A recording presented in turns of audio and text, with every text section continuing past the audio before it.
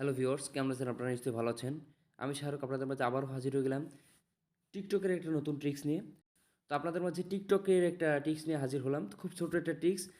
অনেকে জানতে চাইছেন যে ভাই টিকটকে আপলোডকৃত ভিডিও কীভাবে ডিলিট করবো? অর্থাৎ আপনার টিকটকে একটা অ্যাকাউন্ট আছে এবং সেই অ্যাকাউন্টে আপনি একটা ভিডিও আপলোড করছেন, কিন্তু সেটা আপনি এখন ডিলিট করতে যাচ্ছেন। তো সেটা কীভাবে করবেন? তো ছোট ট্রিক্স, চলুন দেখে নেওয়া যাক। তো এর জন্য আপনি আপনার টিকটক অ্যাপসটা ওপেন করবেন। টিকটক অ্যাপস ওপেন করার পর এখানে নিচে ডান সাইড থেকে যে মি বাটন আছে, মি বাটনে আপনি ক্লিক করবেন।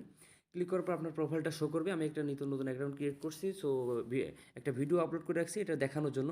তো এই যে দেখুন, আমার একটা ভিডিও এখানে আছে। তো জাস্ট আপনারা যে ভিডিওটা ডিলিট করবেন সেই ভিডিওটা সিলেক্ট করবেন, অর্থাৎ সেই ভিডিওর উপর ক্লিক করবেন। ক্লিক করার পর আপনারা দেখতে পারবেন ডান সাইডে এই যে দেখুন 3 ডট নামে একটা অপশন দেখতে পাচ্ছেন আপনারা। সেই 3 ডট মেনুতে ক্লিক করবেন।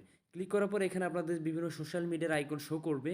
তো তার নিচেও শো করবে, আপনাকে দেখতে পাচ্ছেন যে সেভ ভিডিও, আপনার ভিডিওটা সেভ করতে পারবেন, অ্যাড টু ফেভারিট করতে পারবেন, প্রাইভেসি সেটিং। এভাবে ডান দিকে স্ক্রল করে গেলে একদম শেষ অপশনটা দেখতে পাবেন ডিলিট।